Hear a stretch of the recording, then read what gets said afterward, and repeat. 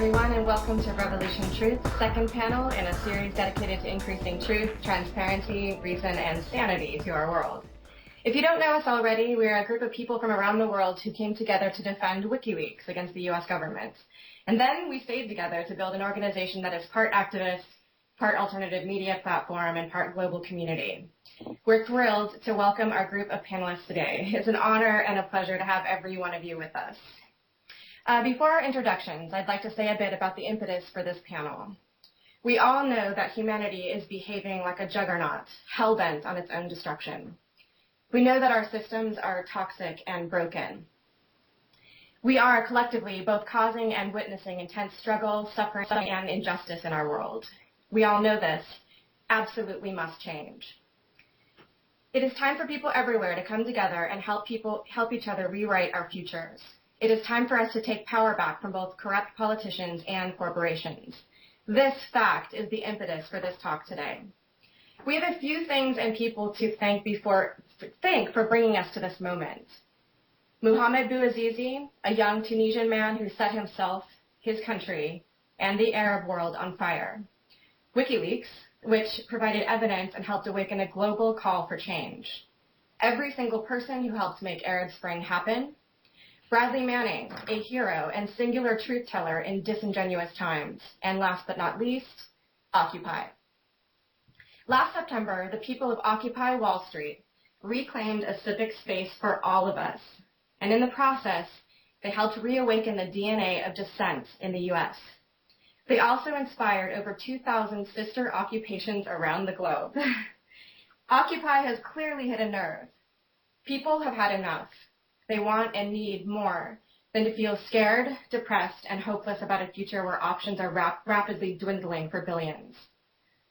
But for all its power, and it's been a very powerful movement in a very short time, and despite the fact that the movement has energized millions, there are still many Americans with whom this movement is just not resonating. Occupy's anarchist roots are confusing. The refusal to issue demands, the lack of clearly identifiable leaders or traditional organizing structures have many people confused about what Occupy is. Whether this is a strength or a weakness remains to be seen, but Occupy speaks its own language. Demands are unacceptable because to issue them is to engage with a system you fundamentally and understandably no longer believe in. It is to make yourself vulnerable to being co-opted, subsumed, or destroyed. Yet what we face is so critical and so urgent that many instinctively understand that we must use the momentum that was gained in the fall to engender imperative changes. Occupy can and should remain true to its principles. But that being said, how do we move forward? How does Occupy engage and ignite the 99%, and how do we leverage the strength and spirit of the Occupy movement to hold the U.S. government accountable in 2012? How do we leverage Occupy to change our world? This is why we're here today. Without further ado, let me introduce our panelists to you. First, we have Michael Moore, filmmaker Michael Moore. And you all probably know him. He's won an Academy Award for one of his films and happily joins us today. We have Pulitzer Prize-winning author Chris Hedges. He's an American journalist, author, and war correspondent. He's written 9 books. The latest is The World as It Is. We have Kevin Zeese, co-director for It's Our Economy and one of the DC occupiers. He's an attorney and advocates for democratizing the economy. And we have Dr. Margaret Flowers. She's a Maryland pediatrician, also a DC occupier and one of the co-founders of October 2011.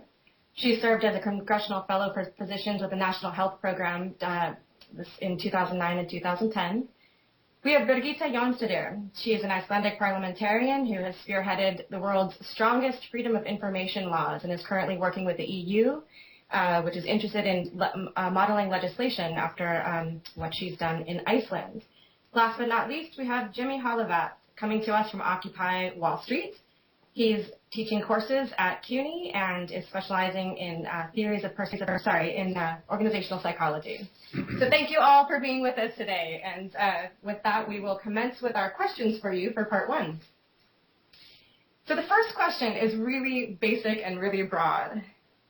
What exactly is Occupy and why did it happen now? And any of you can respond to this question. I just want to get discussion going on what is Occupy. Can I go? Yeah. Okay, well, this is Jimmy, by the way. I don't know if people could see who's talking. So I'm a member of Occupy Wall Street, right? But I'm talking to you now more as a member of Occupy in general, really. Because Occupy Wall Street is mostly about economic injustice. But I think the entire Occupy movement, we have to ask ourselves, why is this happening now? And I think it's because the culture that we have can no longer manufacture copies of its members in order to sustain itself. Education is being attacked. You know, my students were actually attacked when they were trying to protest. And finally, quote, whites are starting to understand what minorities have been saying all along.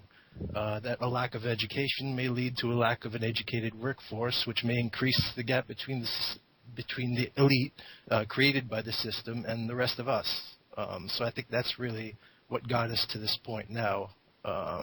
And what we're facing are major global pressures, right? We're facing war, terrorism, humanitarian concerns, environmental concerns, international economic weakness among our key allies, nonetheless, rising tensions in the Middle East, specifically Iran and Pakistan. So it's causing like this perfect storm for a culture of fear, and a culture of fear is very, very easy to manipulate. So I think that's what really started Occupy. So I don't know if you could give it credit to any one thing rather than the system collapsing upon itself and people waking up and realizing that. So that's my point. Can I add to that, Tangerine? Please. This is Margaret Flowers. So we came into the Occupy movement from a little bit of a different avenue. Kevin and I were part of the group that was organizing as October 2011 movement to occupy Freedom Plaza starting in October. And really, I think that the growing wealth inequality in this nation reached a level where the people were just absolutely going to rise up. If you look historically at other nations, it was a surprise that we hadn't already risen up with the degree of wealth inequality that we had, because that has usually led to uprisings in other places. We came into this with others as really looking for a different way to address the issues that we had, because the traditional tools of democracy were not working, and we were very inspired by what was happening around the world and around our own country with Madison and other capitals that were occupying. And when we reached out to other people to see what they thought about occupying Washington, D.C., it seemed that everybody was having similar conversations. So it seems like the time was really right for this to happen in the United States and around the world. You know, I just want to interject quickly that it did seem sort of, it's like an archetype. It was a collective response. And two comments I wanted to make, and then we'll just continue on with this sort of questioning. One is, for all of the criticism of Occupy for its lack of demands, lack of, maybe clearer messages in some regards, to me it's been a brutally honest response to systems that are toxic, to just a whole set of systems that are non-working or semi-working. And so when Occupy refuses to be more clear, to be drilled down and be more concrete, it's people reacting to the fact that we're protesting everything.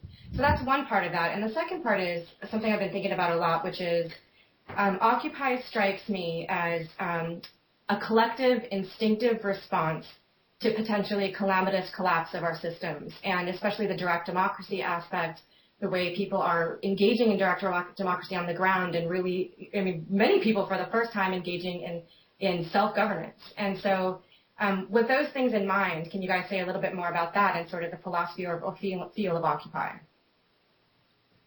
Well, let me throw in something. I think that what's happened is that the utopian vision of a world which kneels before the demands of a marketplace, all of the promises of that utopian vision have now been exposed as a lie.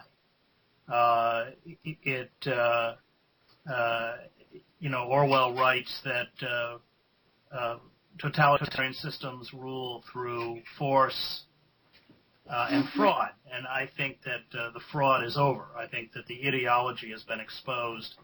All of the major preconditions for a removal of the superstructure of power are in place, as Crane Brinton explained in his book Anatomy of a Revolution. If you go and look at what he cites as the preconditions for successful revolution, we match all of them.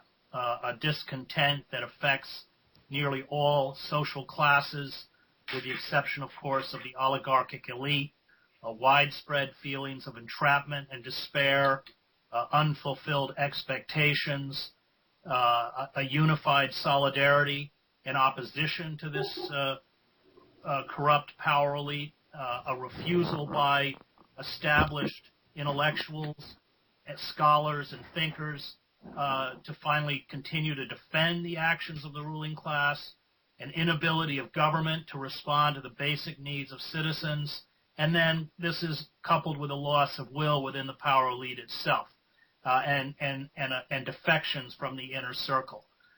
It's a growing isolation of the power elite, a stripping away of their allies, and outside support, and of course, finally, a financial crisis. And I think when we talk about how Occupy doesn't have demands, I think that is adopting the language of the oppressor class. I think when you stand on the side of Occupy, they're very clear about what their demands are. Revolutions always begin by making impossible demands that, if the ruling elite met them, would mean the end of the old configurations of power. And that's precisely where we are.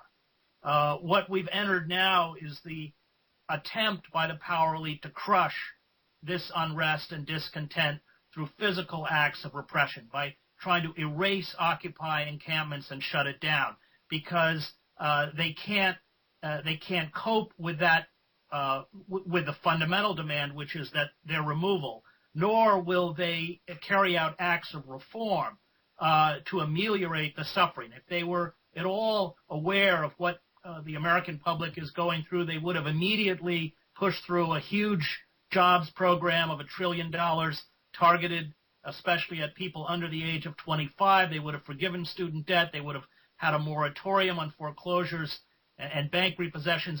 And of course, what they reacted to was with brute force. And I think that was a very telling moment for me as to how out of touch they are, how calcified they are, and finally how fragile they are.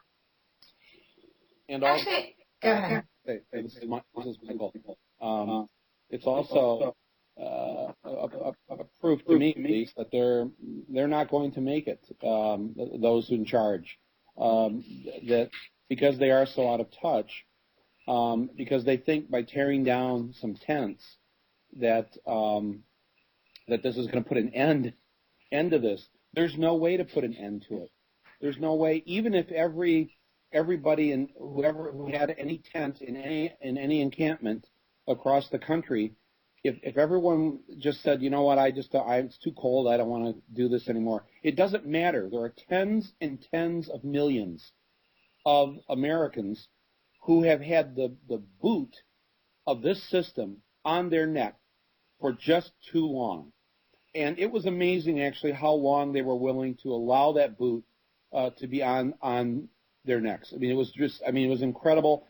And I've got to believe that the heads of Goldman Sachs and Citibank and all the others must have thought in the last few months, holy shit, we should have backed off like 2 years ago. We already had enough. We already controlled it all. We already were having record profits and record paychecks, record bonuses. Why did we keep this going? Because now they can't turn it off. Because the public, the American public, has had it, and they won't go back now. They will not go back to trusting Goldman Sachs. That's over.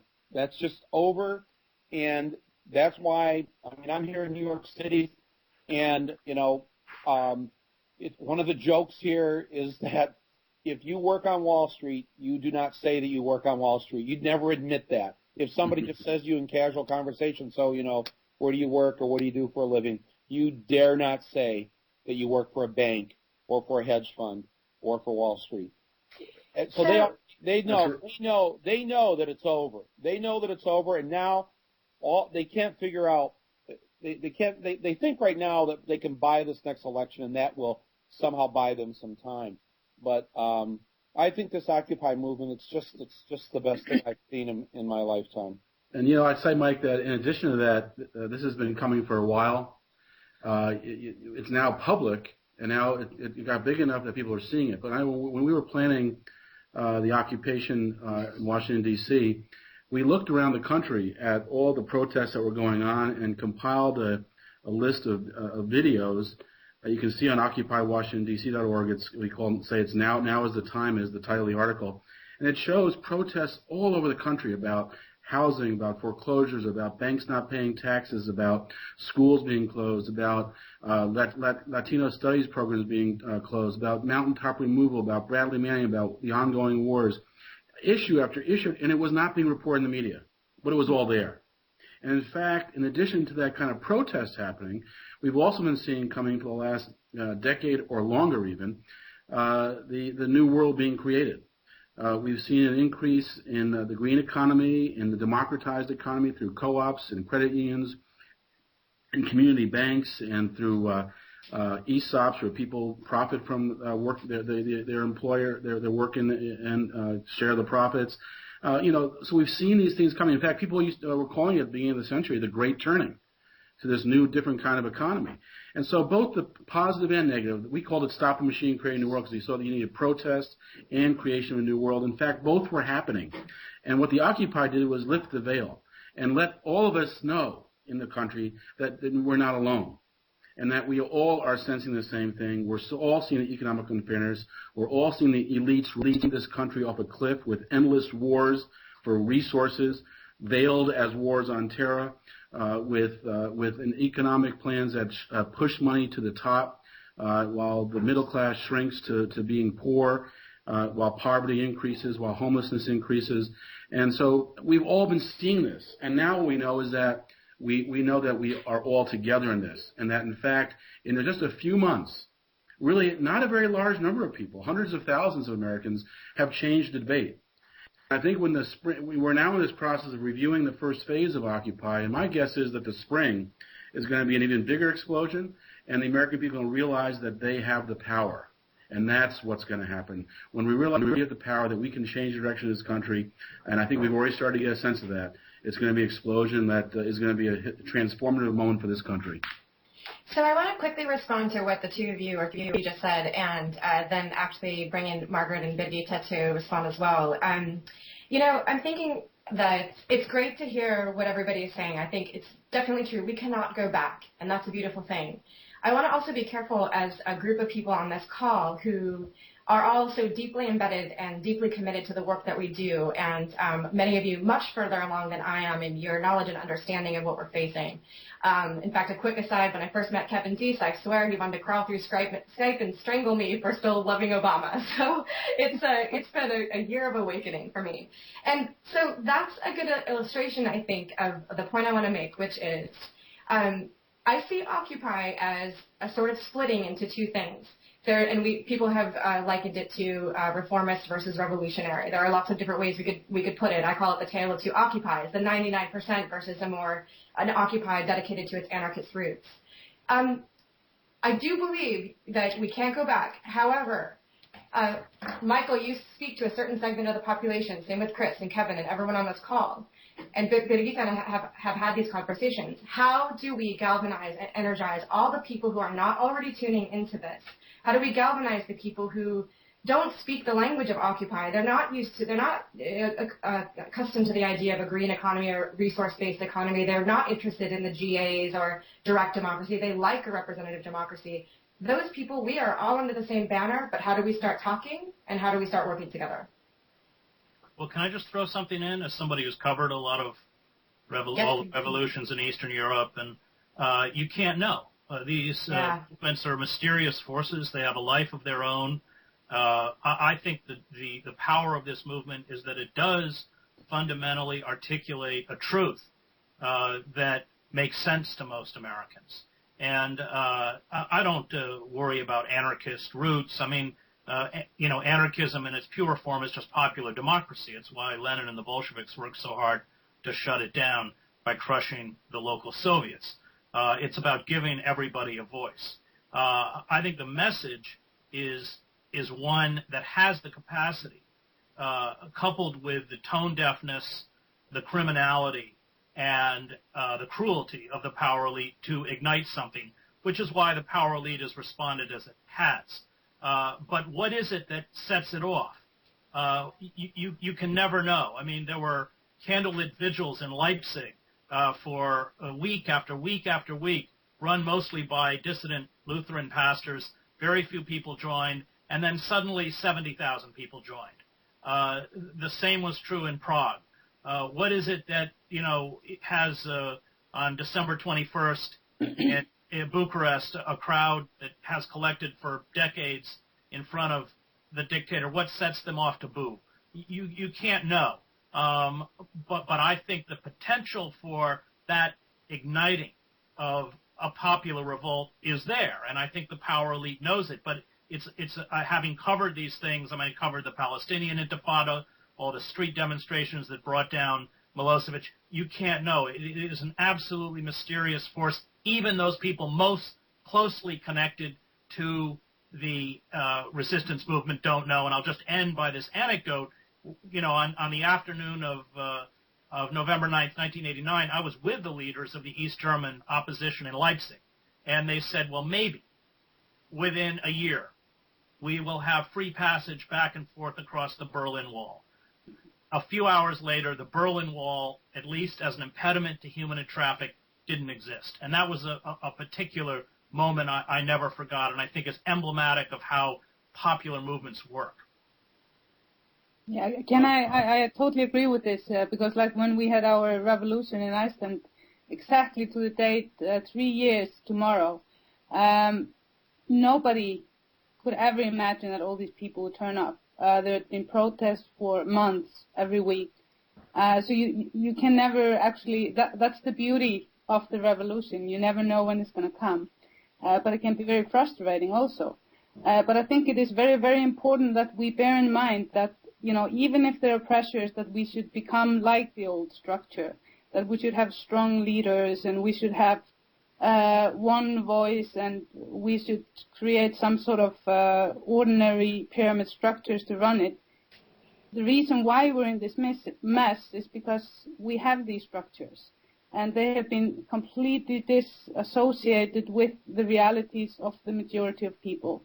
But I think one way of reaching out to the ordinary people that I have not spent so many hours discussing these things that we are discussing right now is to reclaim our community centers, to go out and show documentaries. There are so many brilliant documentaries now that go into all the different aspects of how toxic our systems are. And then I really think it's important to downsize everything and to help people to have more responsibility for their own societies.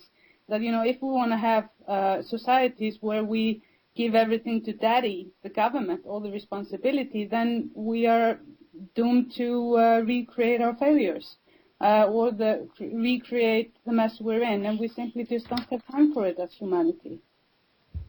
That's actually a perfect kind of segue into how I wanted to respond to that, because as we were preparing for the October 2011 movement, where there was another article that we wrote called "We Stand with the Majority." We looked at polling data in the United States and found that on 7 key issues, things like ending the war, closing our military bases, getting money out of politics, moving to a green economy, there were supermajorities of Americans that already agreed with those positions, and in every single one our government was going the wrong way. So we already stood with the majority of Americans, and for each of the crises that exist in this nation, there are evidence-based solutions, but these solutions were not being addressed by our government because they go against corporate power. We called ourselves the October 2011 movement because we were speaking with revolutionaries in Spain and in Egypt, and they encouraged us to see the occupation as an initial tactic. It's not the end of the game, it's the beginning. It was a way of coming out and being visible and saying that these problems exist, they're no longer acceptable, we must deal with them. And now our job is, as Birgitta said, really to move forward with education, giving people the skills that they need to go into their local communities and create alternative systems at the local level that are just and sustainable outside of the corporate structure, and thereby we will actually weaken that corporate structure and start to shift the power. We're not looking for a new power structure. We're looking for a more participatory form of our existence. Yeah, so Margaret, together. Instead of like always looking for strong leaders, we need to be strong together, and I think that's a fundamental shift people need to make. That's something that Dr. Bruce Levine, he's a psychologist, said in his book Get Up, Stand Up about why Americans weren't in revolt, is that we need to create a collective self-confidence. And we need to believe that we have the ability, and we do. There are working models in the U.S. and around the world that will address the crises that we face. I just want to throw in, I think power is in movements, that it's not, for those of us who care about justice, it's not our job to take power. And that's been the failure in the American left for a very long time. All of the true correctives to American democracy came through movements that never achieved formal political power. The Liberty Party that fought slavery, the suffragists, the labor movement, the civil rights movement. We have to recapture that understanding. That as Karl Popper said in The Open Society and His Enemies, the question is not how do you get good people to rule. Most people attracted to power are at best mediocre, which is Obama, or venal, which is Bush. The question is how do you make the powerful frightened of you? And I think that those of us, who are attempting to serve as a kind of corrective to the system have to assume that we will always be antagonistic to power. And this is Julian Benda's vision of the world and treason of the intellectuals, that you serve two sets of principles, justice and truth, or privilege and power. But the more those of us who care about justice and truth make concessions to those who serve privilege and power, the more we diminish the capacity for justice and truth. And I think you could argue that by 1968, the most powerful political figure in the United States was Martin Luther King, because when he went to Memphis, 50,000 people went with him. And that's what we have to recreate. We have to recreate those kinds of movements that keep the power elite hemmed in check, and frightened.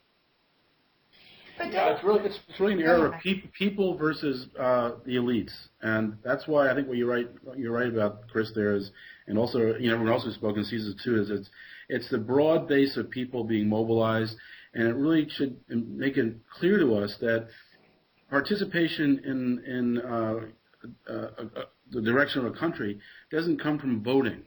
It comes from ongoing participation, and working in your local community on issues, as well as working more broadly and being part of a larger movement. And I think that's what we're starting to see. And I think you asked the question about how do we involve more people.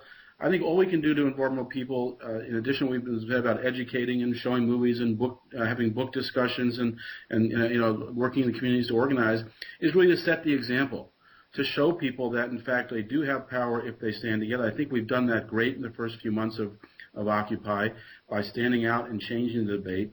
And I think by showing the courage to stand out like that, particularly those UC Davis kids who responded with such beautiful nonviolence when they were being pepper sprayed, that just gives us such power. And I think that we really got to have a strict discipline of nonviolence, because the state will be violent.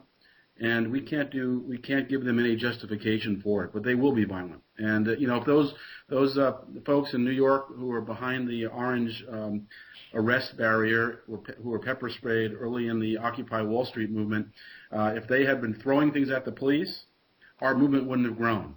But because they were nonviolent, just standing there, and Officer Bologna came up and just sprayed them in the face with pepper spray, that sparked the next stage of the movement growing. And so I think we have to set an example of courage, discipline, nonviolence, and I think we also have to be clear what we stand for. What we stand for is ending corporate rule and shifting power to the people. And that's it sounds like a broad thing, but when you take that as your goal, ending corporate rule, then the issues fall into place. Because ending corporate rule means breaking up the big banks, so community banks have resources and they stay in the community, or credit unions so that the people who are members of the credit union have the resources. When it's energy, it's dispersing energy, not building nuclear plants where it goes to 1% profiting, but it's there every house, every garage, every commercial entity producing its own energy and spreading the energy development and wealth to everybody. On healthcare, it's getting the insurance industry out from between the doctor and patient. On foreign policy, it's not spending half of our federal spending, 55% of our budget on war, but instead working as a community of nations. I mean, so once you know the goal is end corporate rule, the solutions become kind of obvious. So we should be very clear. This is about ending corporate rule and shifting power to the people. I agree that it's about shifting power to the people, and in a way it's about ending corporate power, ending the elite and the rule of the corporations. But I think that we have to remember that what we're fighting here is that they're humans and also they're part of a system here. So we have to create a dialogue with the humanity side of it, the human side of the system. I can't imagine that President Obama feels okay about the hypocrisy of sympathizing with those protesting abroad in the Middle East while ignoring those of us here at home. And I remember actually he was mic checked at one of his speeches and he was handed a note that actually said, why are you, I'm not quoting exactly here, but why are you allowing this violence to happen against protesters at home here while you're applauding it abroad? There was never a response there. But I believe that Obama has to be sympathetic as a human being, but at the same time, the system makes it so that he cannot be sympathetic because he is a part of the current system. Even though he's their chief representative, he cannot let that slice of his humanity come through into the system. So I feel sorry for the amount of stress that it must be causing him. And I think if you think about it really, I'm really sympathetic about it because the increased stress could lead to errors in problem solving. It could lead to errors in decision making, and those are problems that you don't want with any sitting president, whether you agree with him or whether you don't. And I don't think Obama is the enemy. I think he's actually also a victim of the same system that we believe we're all trapped inside. I think I'm going to have to answer that. Yeah, me too. I mean, that is, I think an incredibly naive vision of how power works in the United States. We live under a corporate state, corporate domination. Sheldon Wolin laid it out very well in Democracy Incorporated. We've undergone a kind of corporate coup d'etat in slow motion. It's over. They've won. We've lost. Obama, unlike Bush, is actually intelligent. He understands where the centers of power lie. It's why he's just proposed making Lawrence Summers the head of the World Bank.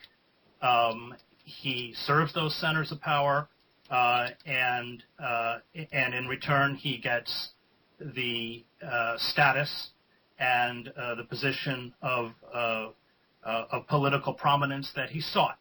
But Obama, Obama is one of the most absolutely amoral human beings within the political establishment. You can tick off every single campaign promise he made in 2004, and there's not one that he hasn't broken.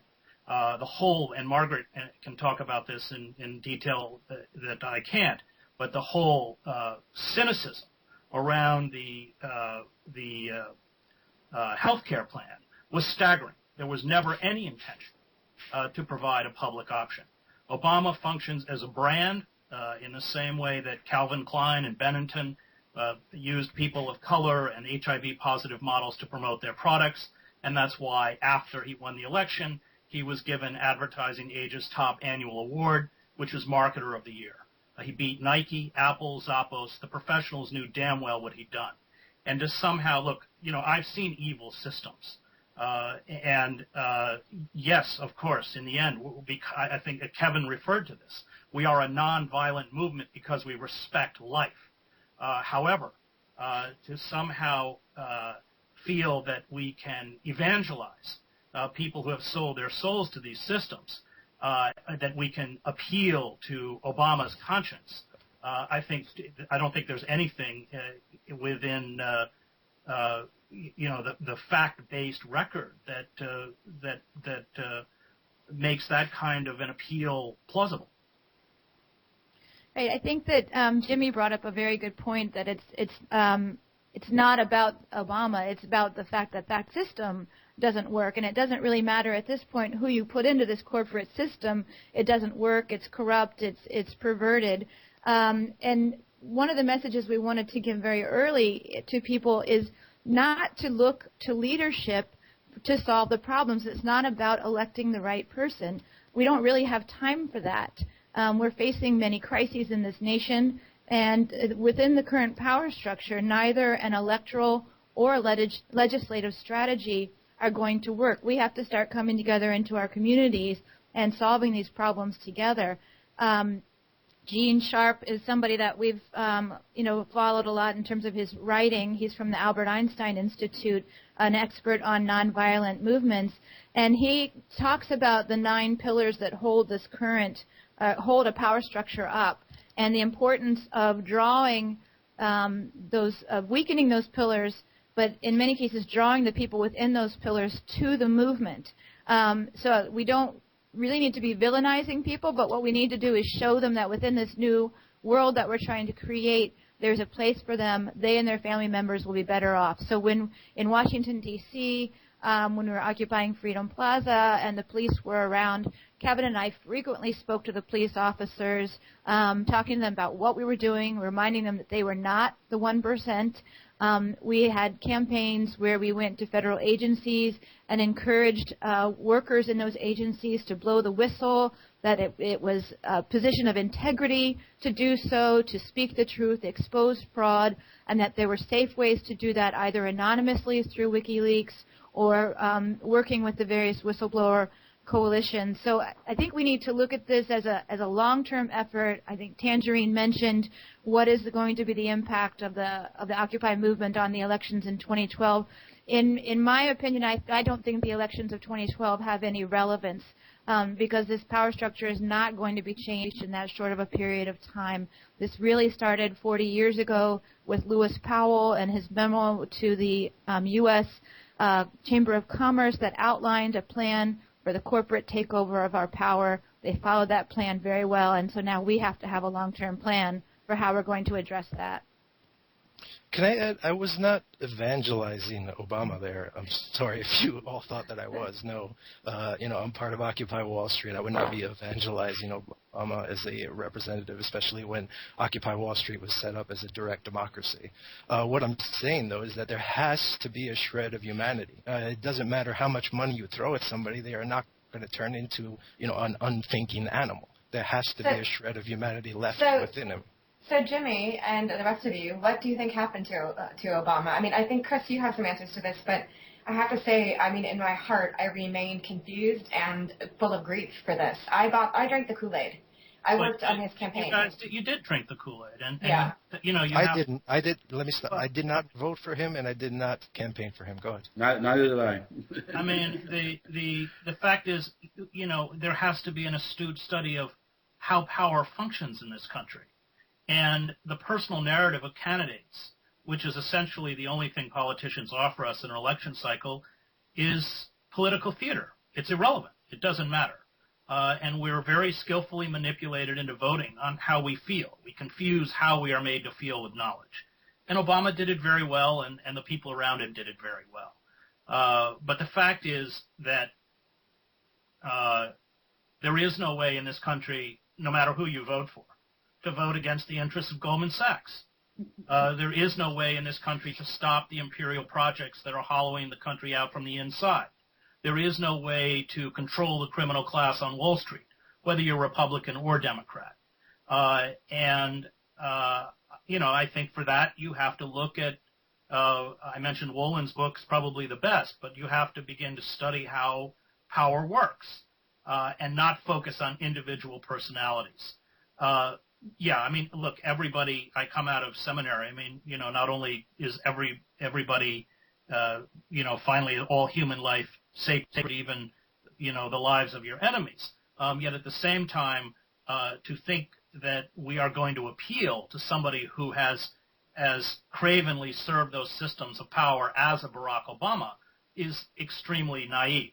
The game of politics is the game of pressure. and we have to put that pressure on them. I mean, Saul Alinsky wrote about this in Rules for Radicals. I mean, that's just good politics, good organizing, we have to operate from a position of strength by building this movement. We're beginning to show our hand. And I watched for instance, the communist government in Czechoslovakia and the communist government, even in Romania under Ceausescu, as soon as they realized what they were facing, they were sort of offering one concession after another, pay raises, I mean, you name it, anything to try and buy off the opposition. It didn't work. And I think Kevin, when we had lunch in Washington, spoke about this, so I don't want to, he understands this, and I think was very helpful in my understanding of it. But it's a matter of, we can't make demands until we have a position of power. And you talked about those, I think it was Kevin or Margaret, about those columns, that it's a matter of weakening those columns, weakening the structure by drawing people to our side. I think that's precisely the tactic. And because we're nonviolent, because we're respectful, because we don't demonize, because we don't use the language of hate, we don't use the language of violence, I think that is where we take the moral high ground and we recognize the humanity even of our oppressor. But at the same time, I don't think we should be naive and appeal to the oppressor. I never said we should appeal. I never said we should appeal.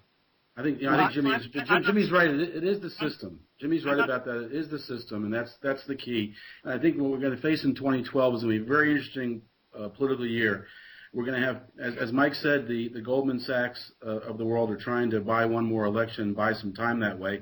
We're going to have Romney and Obama, two Wall Street candidates, well funded by Wall Street, both funded by Bain and Goldman and J.P. Morgan, and the people will be in a wholly different place. I think what we're going to have this year is going to be a year where the people's conversation is the one that's relevant, and the political conversation between the corporate elites is going to be seen as a fake conversation. The real conversation is the one we're going to have. We're going to continue to show the distance between the people and the elites, and again show, as Margaret pointed out, the article about the 7 issues where the people are right and the elites are wrong. We're going to show that the people are right and the elites are wrong, and that they're out of touch and not even able to hear us.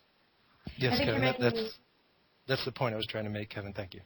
Yeah, to say that you're making a great point. And we're going to take a break in just a couple of minutes, but when we come back, we'll talk about how do we start knocking down the pillars of that system. We'll also talk about the NDAA and Chris Hedges' lawsuit, and as well as the civil assaults on civil liberties in this country. But one last closing question, because this has been plaguing me throughout this conversation and actually for a long time. We're talking about changing our systems, changing the structures of those systems.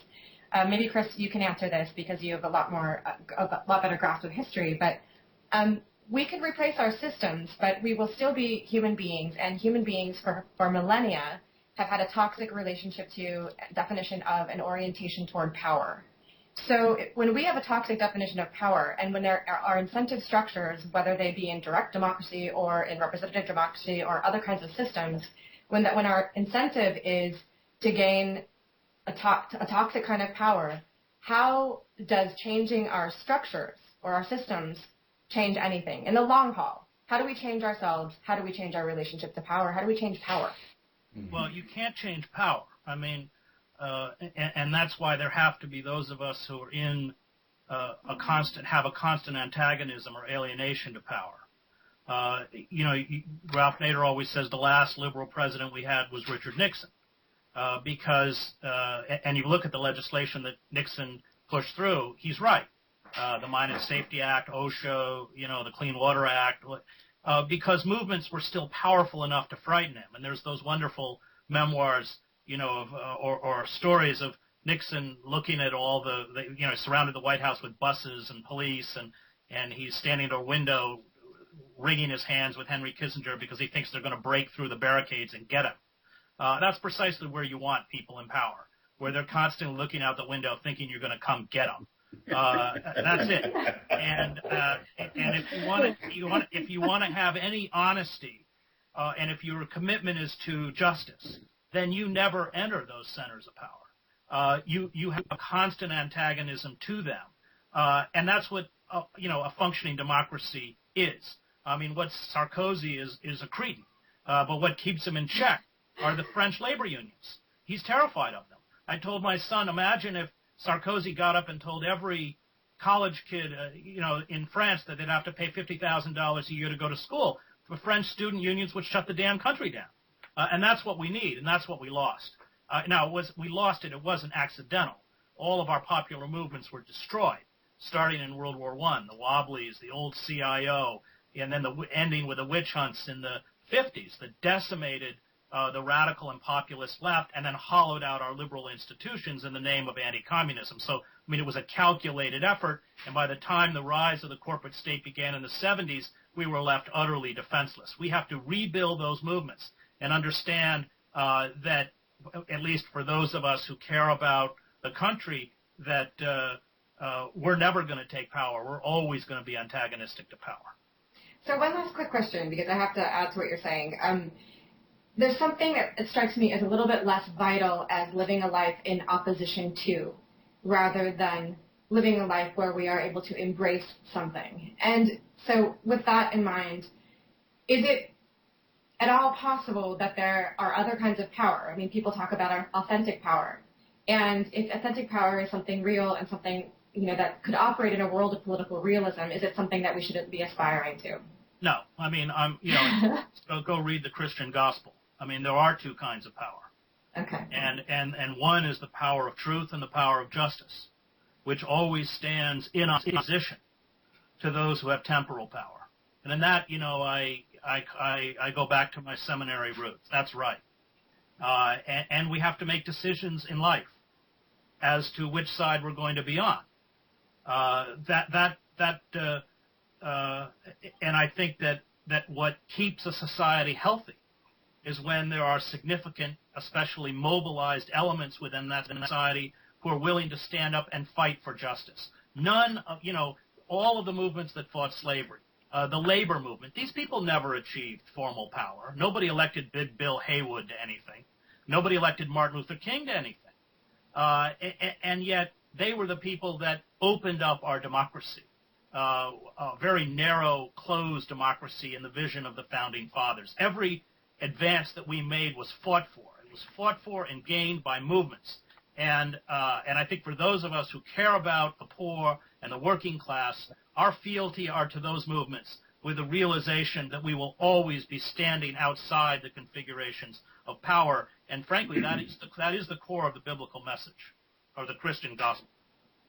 And Go ahead, Jimmy. I'm just going to add that I feel extremely powerful standing with a sense of power from outside of the system.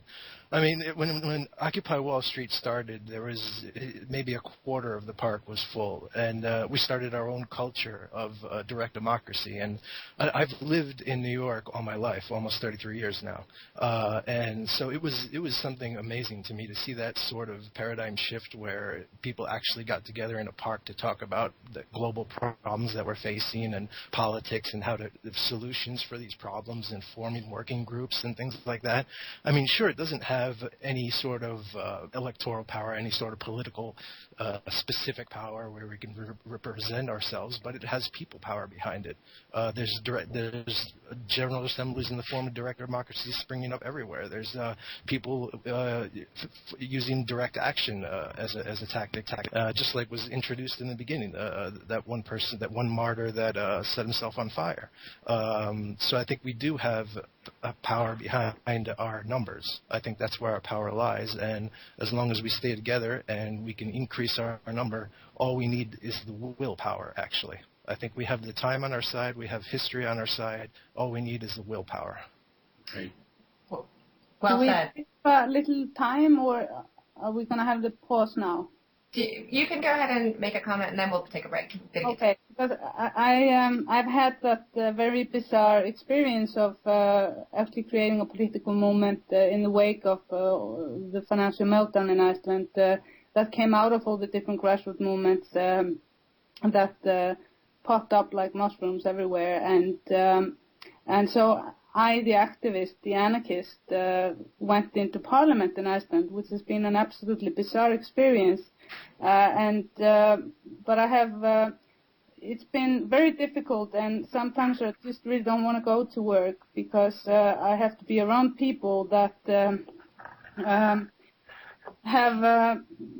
that are thriving in this element of power and this element of the elite, and indeed power corrupts and everything.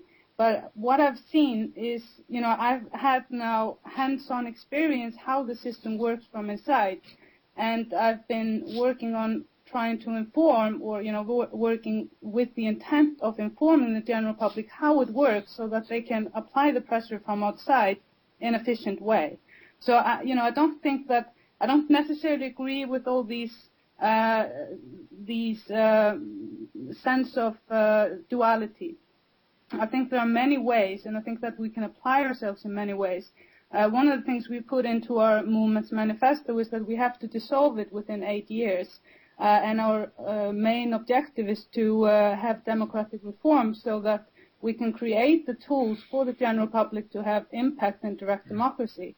That might not work, I don't know, but, so far we have managed to make the pressure and the people that, are currently in government in Iceland, which we're not, thank God, we have been able to apply the pressure from inside as well. Usually when I was an activist and I was trying to knock on the doors to get an interview with, or a hearing with a minister or an MP, that could take months. Now I can just corner them off in the cafeteria.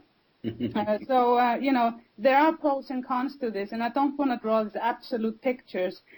We get lost when we get into the absolutes.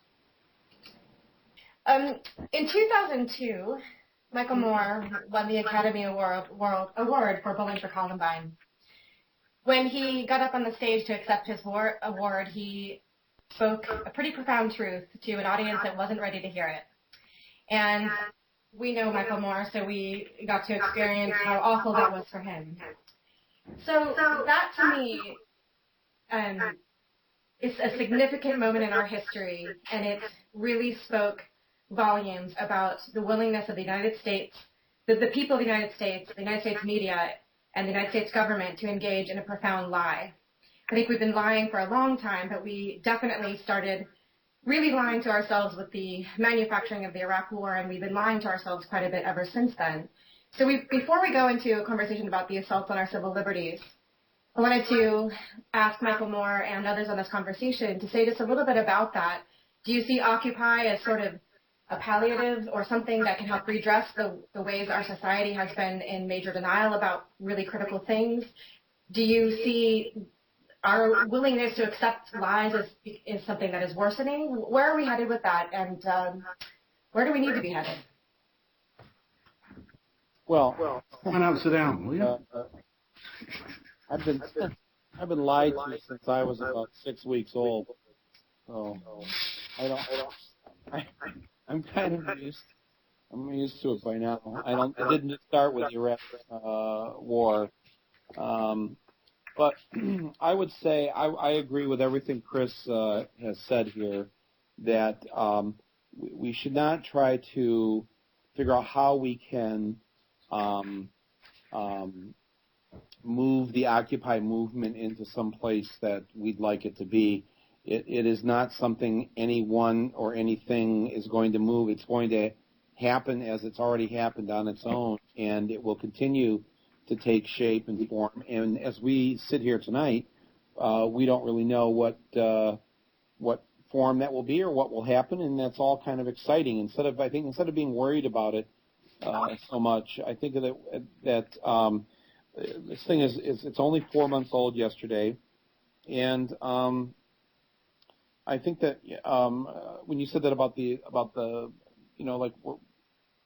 we don't want to be known just as opposing things, but we want to also embrace things. I just want to underscore something Chris said, which is that in opposing these things, you actually are embracing something much greater. When you oppose this kind of power, when you oppose injustice, you are in effect embracing justice. You're embracing truth. You're embracing love. And I don't think these are separate things. I don't think there's one group that's supposed to be out there opposing everything, and then there's another group over here building windmills. Right. I think that it is one and all the same thing, and everybody finds their own way into it. I'm 57 years old with lower back issues, so I'm not going to be sleeping on the cement of Freedom Plaza in Washington D.C. So I can't do that, but there's other things I can do. There's a teacher down the street here. He said to me the other day he doesn't feel like he's done enough because all he's done is move his money out of Wells Fargo and put it into a teacher credit union. And I said, listen, just that act, please don't put yourself down. Just that act right there. You have made a decision to never bank again with any of these major banks or have a credit card of theirs. That's just you doing that multiplied by 1 million people. You need to know that you're every bit as part of this movement. So I think that allowing everybody to come into this on whatever level they can come into it, it doesn't need any kind of criticism from us because it's and I want to say also about the Occupy Washington D.C. thing, which I visited there last week, and I'm so I mean, it was such a wonderful thing to see, but I'm so happy that this movement did not become known as the Occupy Washington D.C. movement, because Occupy D.C. As a concept is something that I think that most of us have tried most of our lives to try to affect change through the electoral process. And while I'm not saying that people should not vote or work for candidates that they approve of or whatever, the reason why this is called Occupy Wall Street, it's not just Occupy, but it's Occupy Wall Street, because that is where the source of the crime and the power is. It's happening. That's why Congress they are the servants and they are the puppets of these people. And I think that this whole movement, it was great that it actually started at the source and not at the secondary place. So I think it's important to keep the attention and focus on that. And I think just this thing is going to build regardless of what I or anybody else says. It's just going to continue. I mean, look at what happened yesterday. That 19 senators, as of an hour ago, have already flipped their position on the internet censorship bills. 19 senators in 24 hours, and some of those were co-sponsors of the friggin' bill. Now, they got scared, just as Chris said about Nixon being scared with the demonstrators outside the gates of the White House. They got scared yesterday by what was simply an internet protest. It was a virtual protest. There were no pitchforks or torches or dirty hippies at the gates. It was an internet protest, but it was massive. It was huge, and they couldn't handle the volume of calls and mail. They thought the Tea Party was something that was big. They now realize this in D.C. that this is a holy shit moment for them, and they don't know what to do, and they are frightened. And it's very interesting to me that it's the Democrats today, the Democratic senators, that have stayed in support of these internet censorship bills. The liberals are the ones now behind it. It's proof again that both of these parties are feeding from the same trough, and it's not about which horse we're going to back here. It's about all of us participating and being part of this massive people's movement that is going to get power to alter some things only because power is going to fear this larger power, which is the populace. So yesterday was an amazing day worldwide, obviously, and it actually crashed many senators' websites because they were getting so many petitions, signings and requests or letters, etc. But yesterday was unique in another way. It actually had Google and Occupy under the same banner for a day. So let's just talk a little bit about SOPA and what the implications of SOPA would be, and then go into the NDAA. Jimmy, did you want to say something about SOPA? Jimmy, are you with us? Can you hear me now? Can you hear me? Yes. Okay, cool. Sorry about that. Actually, I wanted to say something not about SOPA or PIPA, which are, they're on the radar already, but there's one called OPEN, O-P-E-N, Online Protection and Enforcement of Digital Trade. You can find the draft of that at keepthewebopen.com. So that's the next piece of legislative material that we're going to have to be having a panel on, I think. So that's what I wanted to add to that. Okay. I think one thing that would be really cool as a demand, and that is to get rid of the Patriot Act.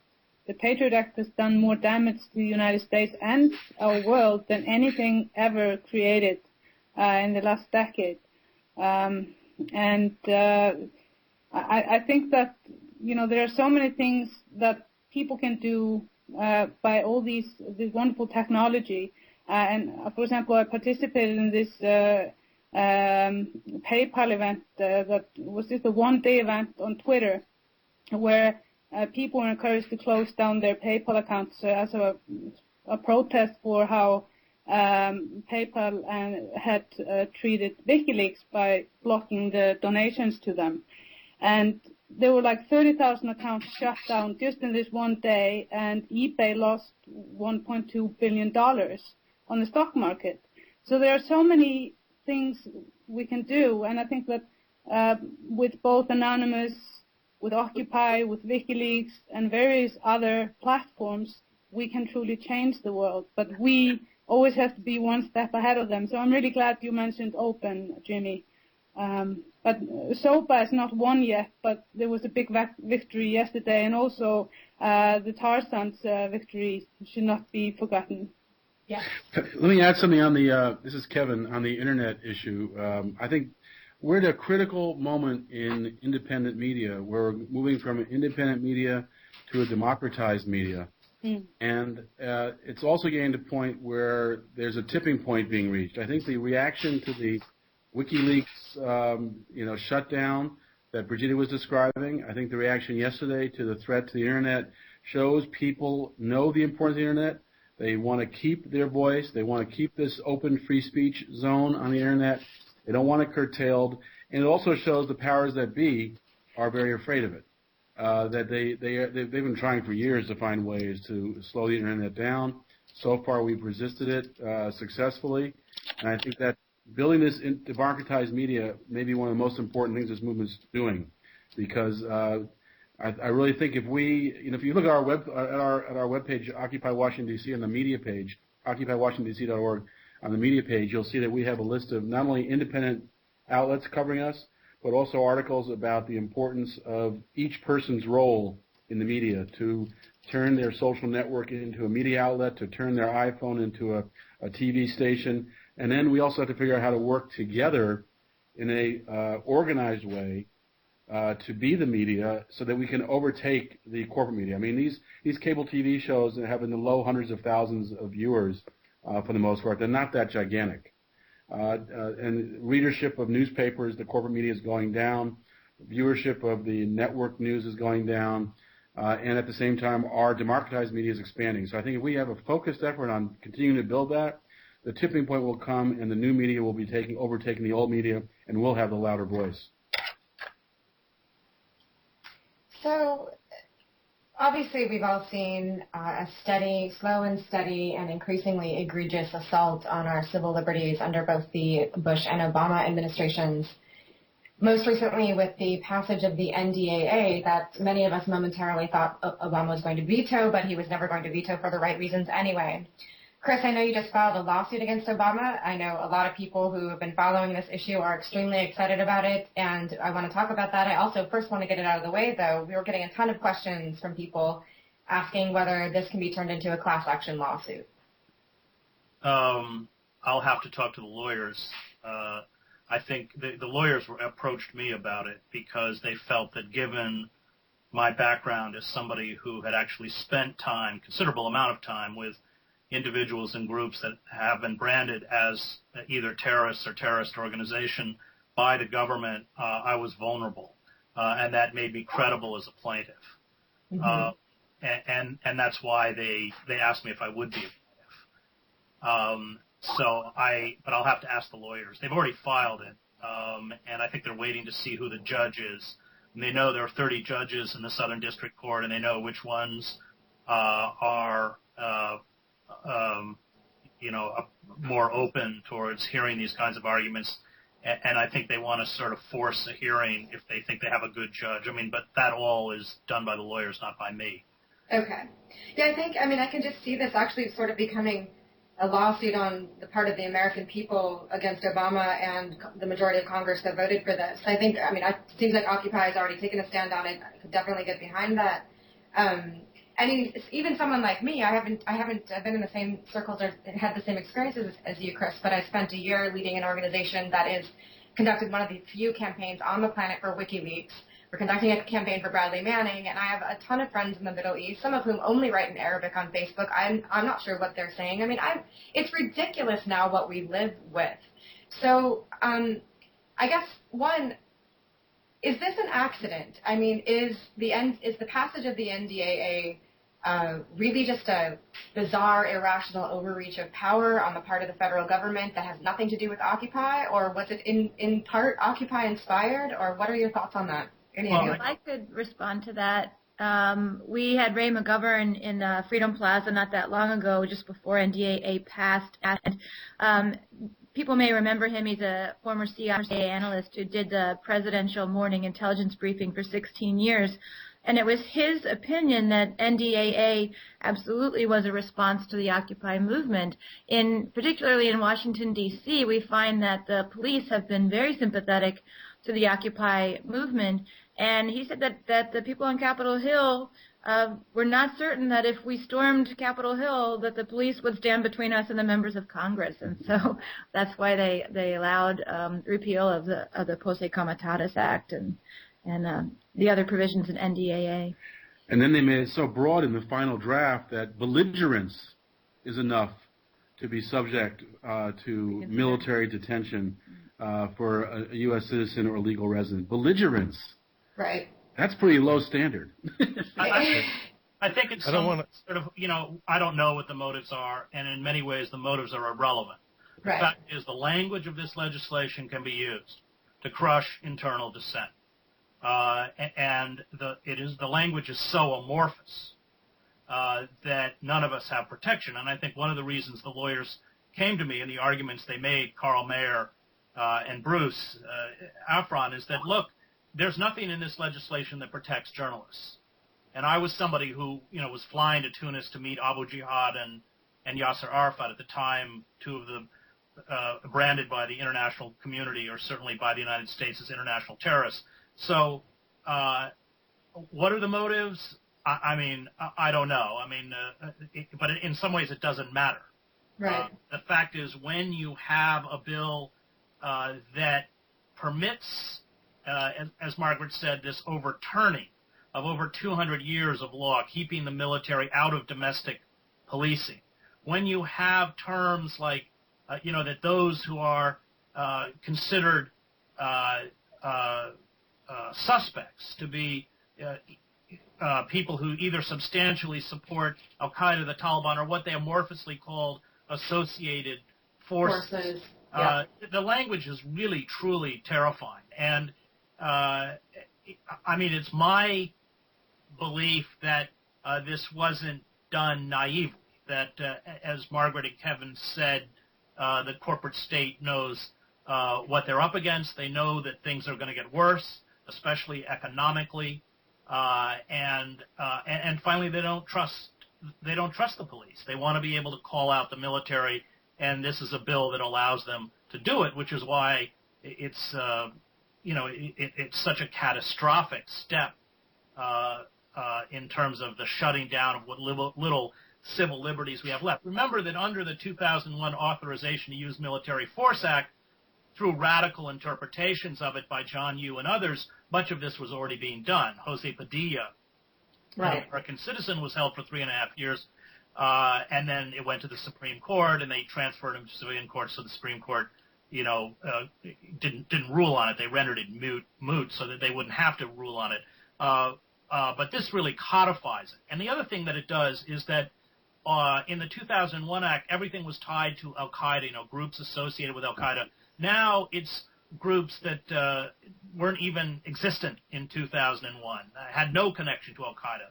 So, it is a really, really frightening piece of legislation. And whether it was, what was the thinking, how conscious, I just don't know, because I wasn't near those centers of power. But by reading it, it certainly can be used, and I think could be very easily used against the Occupy movement as it spread. And I think finally the centers of power are probably astute enough and cynical enough to know that. Yeah, I think the NDAA is incredibly frightening, even if you don't think about any sort of like conspiracy theory or what might be behind it. Just in and of itself, the vagueness of the language. I mean, I know myself and a lot of other occupiers are worried about what if we post something on Facebook, and what if we do this, what if we do that. It gives the government just pretty much an open door to do whatever they want with anyone they want, really. Well, and if someone like me calls for even a nonviolent revolution in the United States in 2012 so we can finally hold this government accountable to the people, I mean, right, it's plausible now that I could be indefinitely detained with no recourse. So why then, I mean, this goes back to my ongoing puzzlement over the some sort of state of denial we're in, and it's definitely contributed to my deep disillusionment with the Democratic Party, which I was until recently a part of. Why is everybody silent about this? Why are all my Democrat friends not up in arms about this egregious assault on our liberties by Obama? Because it affects marginal communities. That's how these destruction of civil liberties always begin. It is primarily targeted at Muslims, in particular Palestinians. There's been a witch hunt against Palestinian activists since 9/11. Dr. Sami al-Aryan or Fahad Hashmi and others. And if you speak, as I do, to Muslim community groups and organizations, just anecdotally, you hear story after story of, intrusive questioning, holding for hours at airports. I mean, and what they are doing is essentially beginning with this group, codifying the ability to strip a marginalized community within our country of their civil rights. But that's how totalitarian systems always begin. They justify it in the name of the war on terror. They play on feelings of fear. Indeed, they stoke those feelings of fear. It's the old story. I mean, go back and look at the gradual assault against Jews and dissidents in Weimar, or in the former Yugoslavia, or any other totalitarian system. It follows a very familiar and chilling pattern. So I think that the reason that people are complacent is because they naively think that it won't touch them. It'll just be used for those guys with beards and skull caps, and of course they're wrong. Well, Chris, I think that's all right, but I think Tangerine's question also, raises the point of the corporate duopoly and how partisanship silences people. I mean, we're now in a 2012 election year. This was, Obama is getting his troops riled up, and if this was done by John McCain, I think you'd hear a loud cry from Democrats. But because it's done by President Obama in an election year, Democrats are silent, and I think that's just a reality of the American political system, and why it's so important for our movement to remain independent of the two parties and critical of the two parties, and pushing outside the system on the system, and not focusing just on one. So but I do think you're totally right. I saw this. My initial work after law school was on the drug war. And I saw this in drug testing. They started with prisoners, then they went to people who were, on probation, then they went to people who were seeking unemployment or some other workman's compensation, then they went to employees, government employees who had, it's just, you see the gradualism of taking more people into the circle. And I think with this case, you have to remember the Senate voted down an amendment that would have protected U.S. citizens and from this kind of treatment. And in fact, the initial bill didn't even have the citizens in it.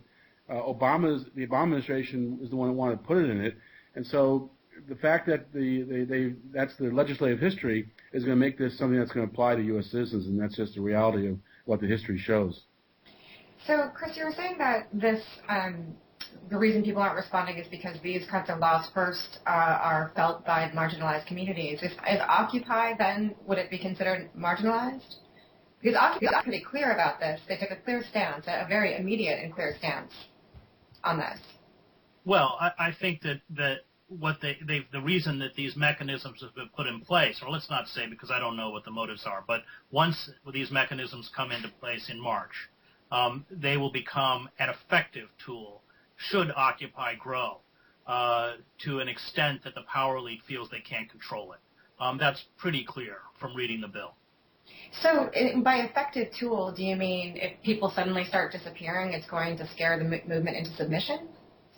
No. That sounds like, sorry, go ahead. If the numbers grow and the power elite actually feels threatened, they will lash out like any wounded animal and irrationally start to try and decapitate and destroy those centers of power that they feel are going to bring them down. I mean, that's what wounded and dying regimes do.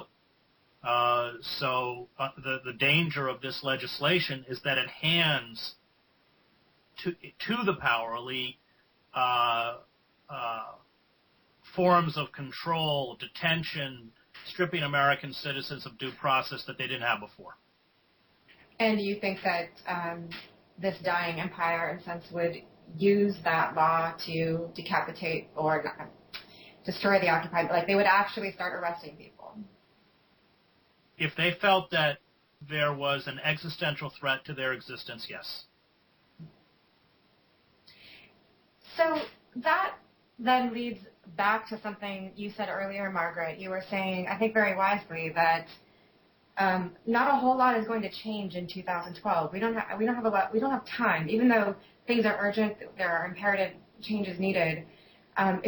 These things take time. We need a long-term plan, and I think Occupy, its best brilliance is that it's set for the long term. But the fact is, we have urgent needs in the short term.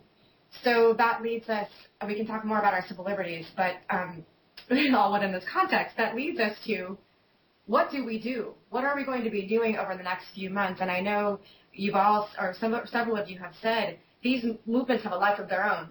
But I think people all over the world, definitely in this country and around the world, they're starved for something. They need to feel a part of something. They want to do something. They want to change this. They want to stop the U.S. government and its abuses. What are we going to do next? Right. So this is, if I could. Oh, sorry, it was for you. I think Kevin alluded to this earlier. It's really important that we make people aware during this election year that the conversation that's being held among the candidates is a false conversation, and that we, the people, are having real conversations about the real issues and acting strategically to both weaken these pillars that hold up this current power system, but to start to meet our human needs. And we're seeing this happen in the Occupy movement. One of our taglines in the Occupy Washington, D.C. is human needs, not corporate greed. So creating alternative economies,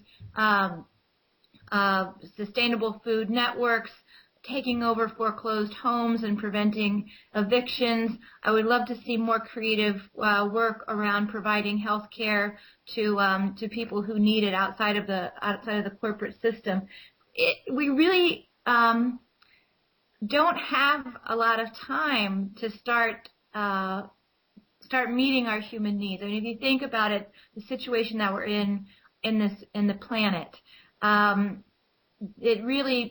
It's imperative that we as people come together in our communities and start figuring out how we're going to use our local resources to meet these needs. And those are the conversations that we must be having. So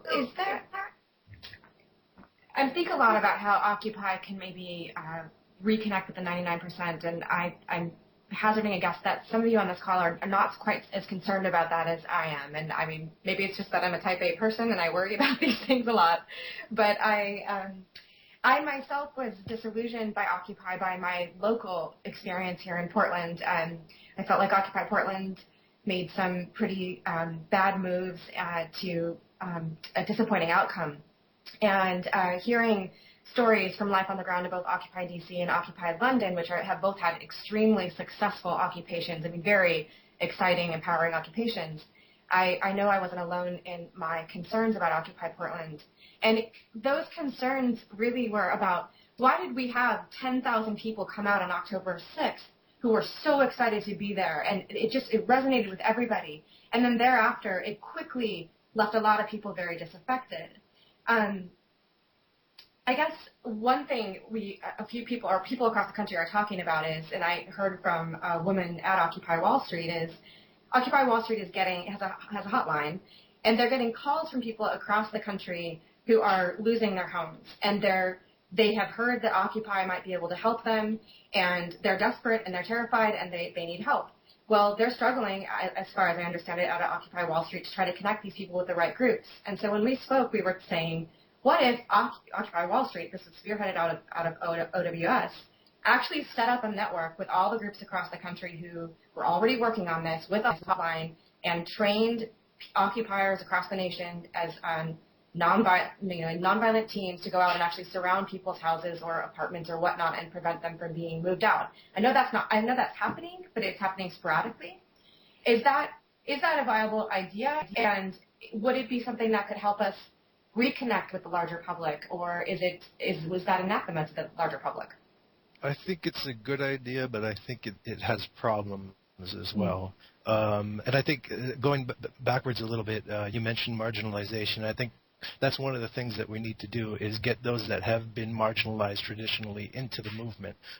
Here in Occupy Wall Street, we do have a lot of those people because the demographics in New York City, of course, are very diverse, despite what the media may portray us as. But if change does happen, we can't reward these people that have been marginalized, giving us their support. We can't reward them by putting them back in the place that they were.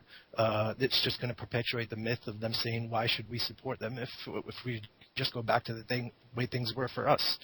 So we need to create a culture of us and a paradigm shift, not only in the system, but psychologically as well. When I said that there was a systemic error, I was also trying to make the point that there's a psychological error as well. There's a mass hallucination, sort of the culture of fear, and it's perpetuated by the media, and it's engineered by corporations in order for us to be divisive.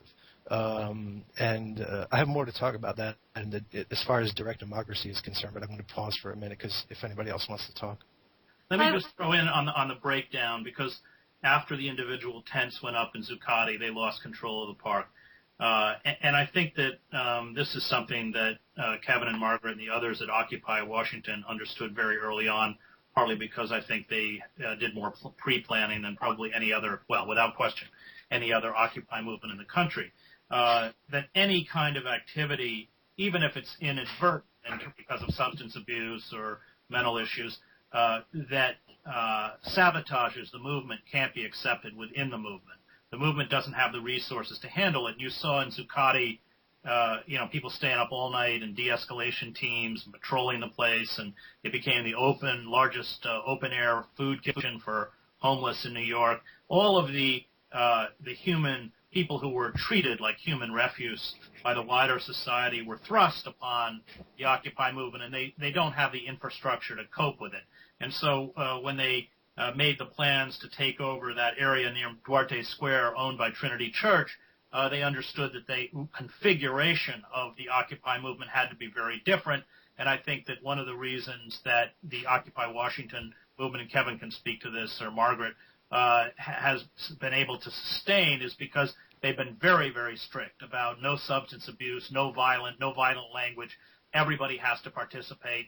And I think that the organizers in Zuccotti understood that if they, or hopefully when they get a new space, that will have to be done. So, I mean, that's movements don't go on a straight line. Read Garrow's biography of King and the Civil Rights Movement, Bearing the Cross. It's a wonderful history. There's always setbacks and mistakes, and you learn and you keep going. So I'm not particularly, I think, in Portland, by the way, at least I heard from the distance many of the same issues. That's to be expected. In terms of sort of reaching out to the broader population, I'm not worried about it. And I think that the reason that we shouldn't be worried about it is because we're seeing to what lengths the power elite or the corporate elite is going to try and block that message from reaching the wider public.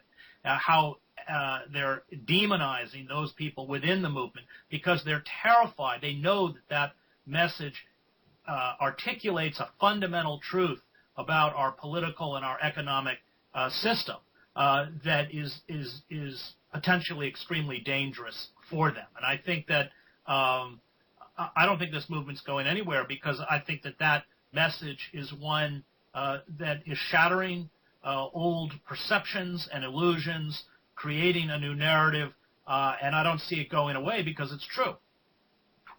Can I say too that because this will succeed if it is not like the old way that that a lot of people, those of us who grew up in the 60s and 70s, I think we recognize the certain failures and limitations of, as Chris was saying earlier about the, having this. It doesn't work when you have this one leader or this one. Like you were saying, that people want to be able to call up a phone number for Occupy Wall Street to help them. That's not what this movement is. It's actually just the opposite of that. There is no number to call to help you. There is no Occupy Wall Street that is like up there for you who are a victim. You can call them to help you. No, you are Occupy Wall. You who are being victimized by this system. You are Occupy Wall Street. You can take matters into your own hands. You can organize your neighborhood. You can organize your church. You can organize your fellow students at school. The Occupy UC Davis, did not call New York to get permission to do what they did. And nobody is.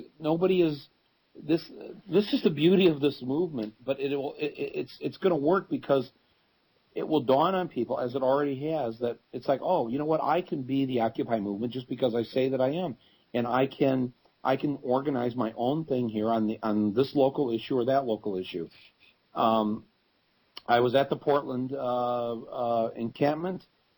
I have to say, when I first saw it was incredible. I couldn't believe how large it was, much larger than Zuccotti Park. That was very, very impressive.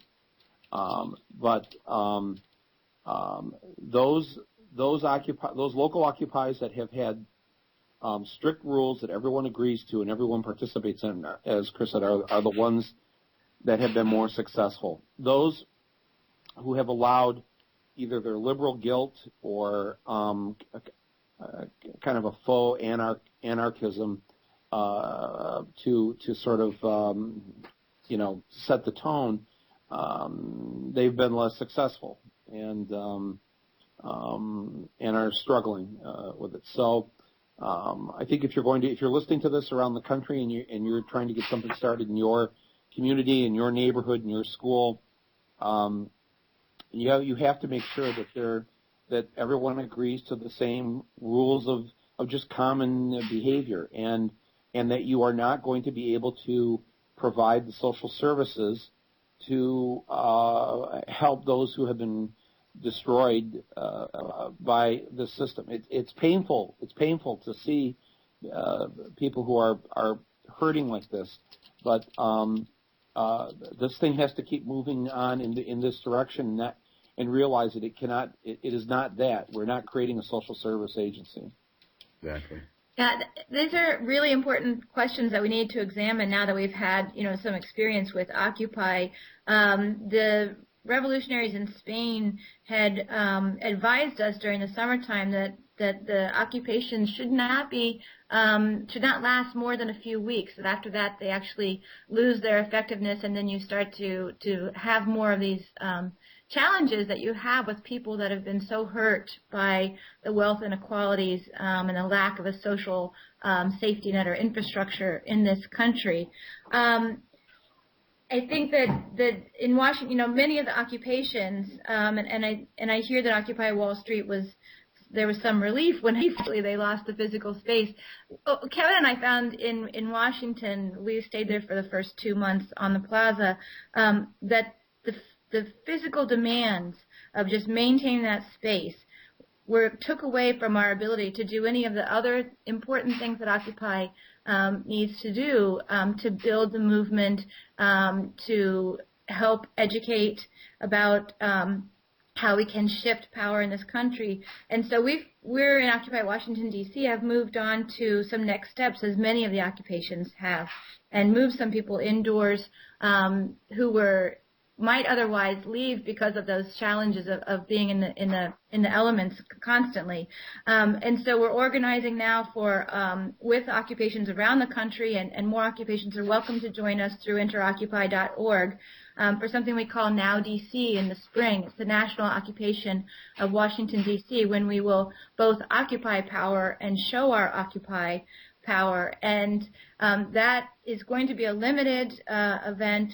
No more than a month is what we're planning for, of a Now DC social forum to share our knowledge, to examine what worked, what hasn't worked, to explore nonviolence, to learn about ways to democratize the media, democratize the economy, create sustainable food networks, really share our collective wisdom so that people can go back into their communities and take that knowledge and act in ways. So the website is still a little bit rudimentary, but it's nowdc.org if people are interested in getting involved with that. We're also we have a project called Occupy the Economy, which is creating Occupy cooperative businesses, and that is coupled with our Occupy Media, which will produce television content and radio content and blogs to educate people about how we can democratize the economy and show occupiers that are doing that. And as well, we're doing just local community outreach and education in the Washington community. So these are all some next steps, and it's exciting to hear from the other occupations around the country what they're doing as well. Now DC is also going to have a very strong protest element. I mean, we'll have the educational part that Margaret talked about, but Now DC will also be challenging power in the Capitol, both the K Street and trade associations and lobby firms, as well as their puppets in the Congress, and so it's going to be a in the White House too. So it's going to be a combination of things, and I hope people keep watching nowdc.org and get involved in that. We really want to show the breadth and depth of the Occupy movement, how it cuts across all races and age groups and economic strata, and really that American people are fed up with the elites' misrule, and it's time for we can do a better job, and we know we can do a better job, and it's time for us to let them know that. I think on our next panel we'll also bring in more international occupiers. I know one of my colleagues in RevolutionTruth, she actually started Occupy London, and had a great talk with her the other day about the fact that they had taken 4 sites, and one of those actually they made a deal with the city, and it's been given to the occupation as a permanent space to create an alternative green village. They're also holding mock trials and putting people like the former prime minister on trial. So all kinds of great stuff happening all over the world. And we're going to move into just a few questions before we close today from our audience. Hold on. Can I speak? Because yeah. I never got, you were talking about Occupy Wall Street, and I never got a chance to speak. So I just want to remind everybody that Occupy Wall Street did not start the Occupy movement, okay? I mean, I was in Greece this past summer before I was in Occupy Wall Street. So I don't think that we should fetishize or idolize any one process, especially coming from Occupy Wall Street or any of the Occupy movements. I think it's the inflexibility of the system that got us here in the first place.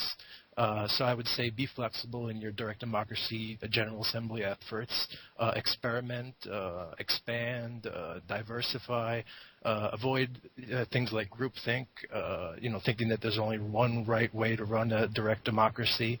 Don't think that the OWS way is like a cookie-cutter template way.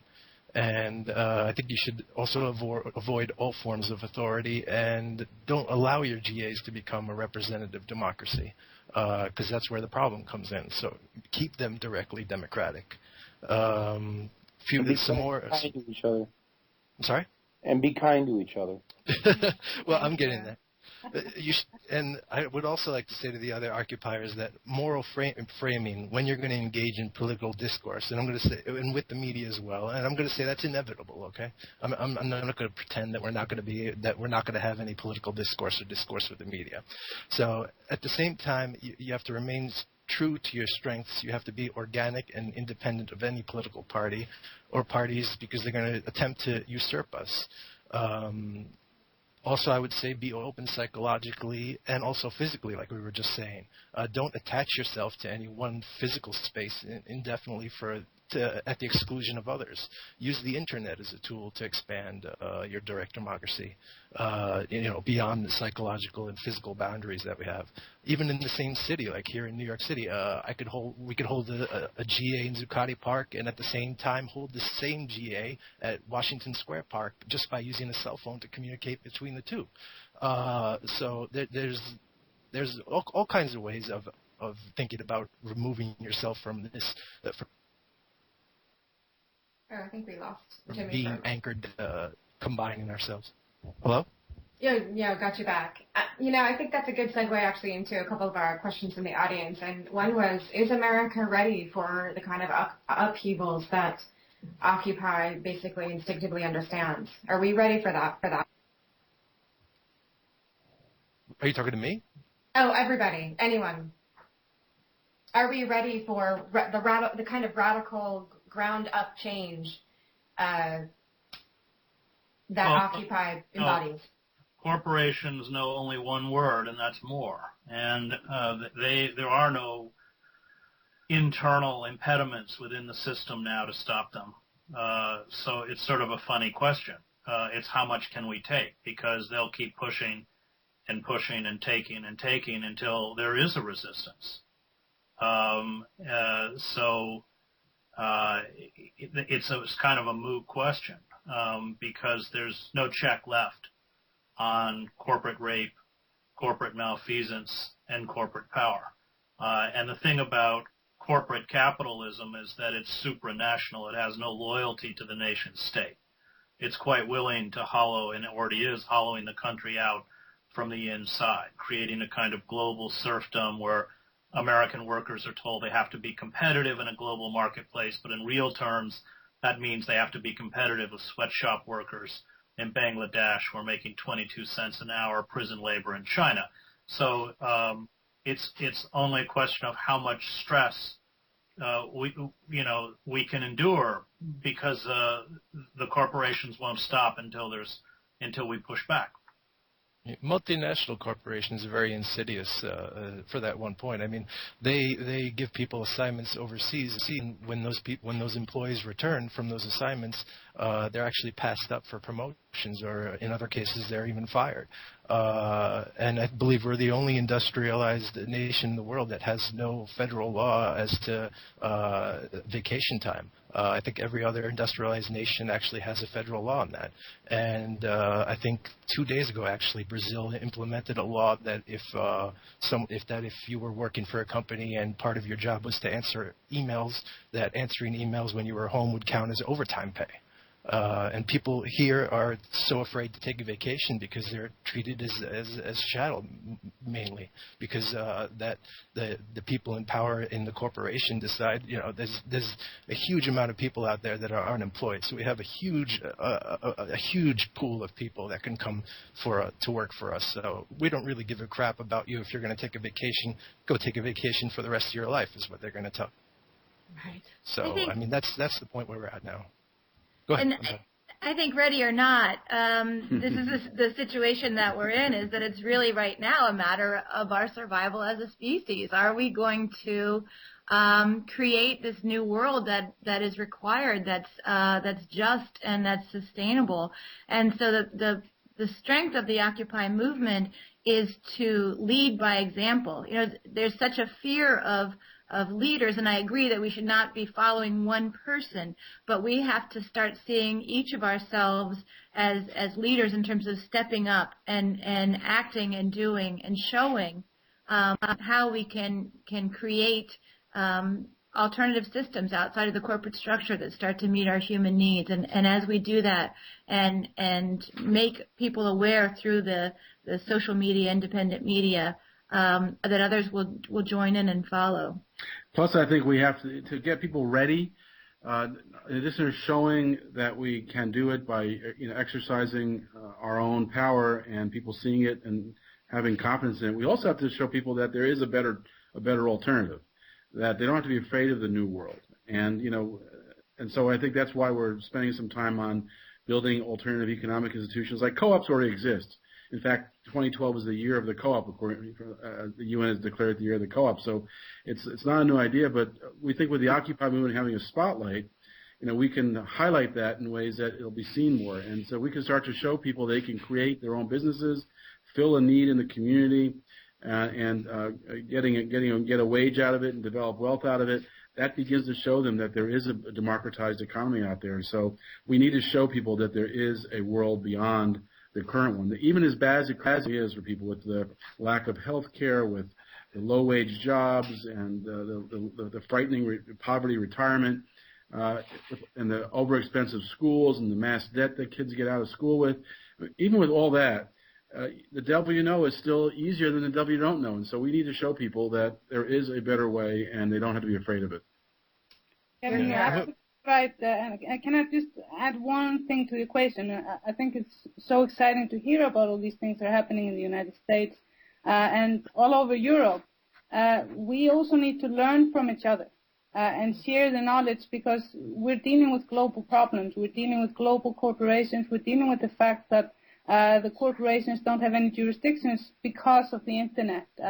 If you watch how they have managed to basically put walls in all over the Internet, which is sort of the last free world, to stop the flow of information and to abuse our privacy rights. And I think one of the experiments we've done in Iceland that I just want to share with you really quickly, because we sort of went a year and a half ahead of you into our crisis, and of course crisis is a wonderful opportunity and we should never waste it. So what we did was that we rewrote our constitution by the people, for the people. We still haven't been able to implement it, but it's being processed in the parliament. And we also have done some experimentation with direct democracy. There was a platform created for that and offered to all the different cities when there were elections last year. And the capital city decided to actually work with this project, and they have made a commitment to take in the 5 top suggestions from this particular website called Better City, and to work it within the institute.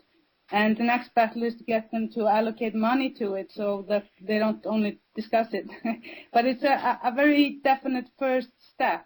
And I think we have to sort of educate people on how they can become both more responsible and accountable for their own sort of micro societies.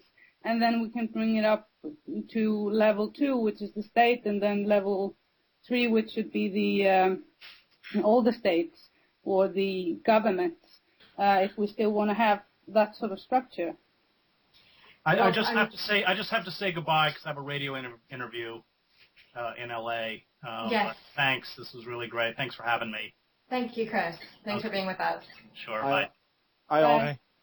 I also have to go to another meeting here. I'm so sorry, but this has been great. And that's okay. Did you have time for a parting shot, Michael, or do you need to just get off? No, I just want to thank the people who participated in this, and to those who are listening to it on the internet.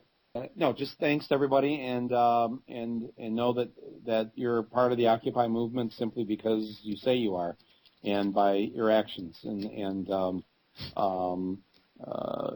find that way to get involved, whatever way is best for you.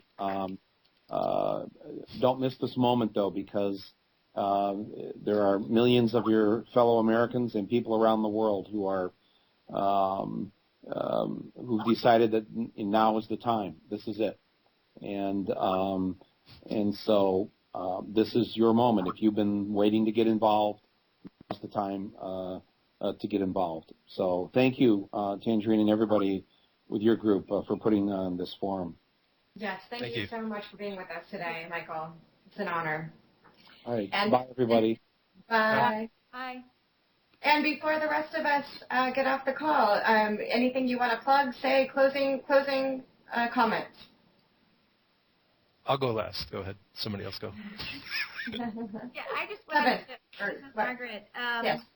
I think that in creating this new world, it's really important to leave a lot of space for creativity and flexibility. I think that what we're going to see in this new world is maybe something that none of us have actually even imagined yet.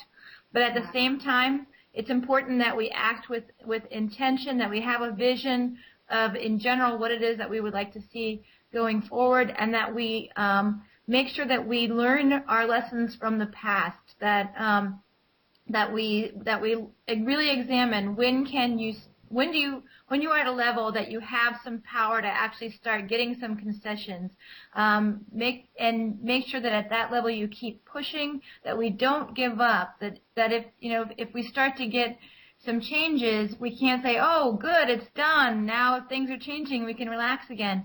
We've got to keep pushing until the very end, and then we're going to have to make sure that the changes are maintained. So this is a lifelong effort for all of us. And I hope that people will go into this with that in mind, that this is not a one-year deal. This is a lifetime. Yeah, and I would also add we should be a little bit humble. You know, we had an interesting and successful first phase of the Occupy, but we should reflect on it and learn from it. We can improve everything we're doing, and I think we should be self-critical because we are really imperfect, and we have to keep doing better and better and keep the Occupy movement growing in ways. A couple websites to mention. I'm on the Bradley Manning Steering Committee and the Bradley Manning Support Network. People should go to bradleymanning.org. You know, this is somebody who is accused of telling the truth and is facing a potential death penalty still or potential life imprisonment. And I don't think we should leave someone like that behind, and we should do what we can to help him. And I also recommend people come to Now DC. That's the National Occupation of Washington, D.C. The website's nowdc.org. We're just getting the website going, but we'll be having sign-ups so you can start thinking about submitting workshop ideas for the social forum, which will be the first part of April, and then the second part will be the protest part. So please keep Now DC in mind, nowdc.org in mind as you plan the year. Fabulous. Beautiful. Thanks for mentioning Bradley Manning. I really think that Bradley Manning is not only a hero for people in the United States, but he's considered to be a hero all over the world for enabling us to see the true horror of war, which very many nations are a part of, and all the hypocrisy that you can read also if he is indeed responsible for the cables. But I want to leave you with that, you know, all revolutions are an evolution of the heart. They all start in our heart, and they all start in our desire to change us. The world is never going to change if we think somebody else is going to change it for us. We have to be the change. So that I leave you with Obama's slogan. It's a good slogan, and but people made the mistake of expecting him to be the change. We are the change, and it's so important. And we also have to learn to stop expecting others to do our own dream. We will never live in our dream society unless we co-create it. And I think that, it's been really inspiring to listening to both Margaret and Kevin, because they are really doing it, and they're creating the platform and the know-how for others to use it for the Occupy 2012. Thank you. Yes, thank you. Jimmy. Yeah, okay. I don't know. Did I misunderstand Chris Hedges when I was talking about making sure that marginalized voices were included and that they weren't just thrown aside if we had some sort of victory? Did I misunderstand that? Was he agreeing with me or disagreeing with me? Because I remember him saying no after that, but I don't know if it was to a point. I don't think he would not disagree with that. I'm positive. So. Yeah, I don't think so either. No, I'm sure he'd be very supportive of the concept. Okay, well, he writes about that quite a bit, actually. So yeah, I think you'd be in the same boat on that one. Okay, good. All right. So I just want to make sure there wasn't anything there. So, I mean, the only thing I have to say besides what I already said was just we have to create a dialogue as human beings instead of a dialogue with the system, a dialogue with each other, just like Birgitta was saying. And like I said before, time and history are on our side, and all we need really is the willpower. So, and here, I'll leave you with this quote. So, abandon our inhumanity and occupy our humanity. That's it. That's all I got to say. Nice. Well, I want to thank all of you for being with us today, all of our panelists who joined us, and also our audience as well. And I want to say, my message to everybody is we need to keep our heads up, keep our hearts open, and we need to trust and believe that we absolutely can and are going to change our world. We're already doing it. We have a long distance to go. As Margaret said, this is going to be a lifetime endeavor, but I don't know about you guys, but this is the first time in my lifetime that I have felt for certain that we have a chance to fundamentally transform our planet. So onward and upward all, and thank you everybody for joining us today. We'll be talking to you again. Thank you. Yes, thanks.